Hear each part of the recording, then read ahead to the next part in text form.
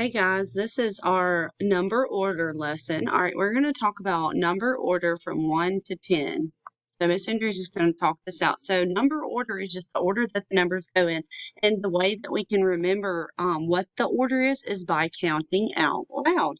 So when we count from 1 to 10, we say 1, 2, 3, 4, 5, 6, 7, 8, 9, 10. So all we're going to do when we put numbers in order is just count out loud and find the number that you say out loud. So first we would say 1, 2, 3, 4, 5, 6, 7,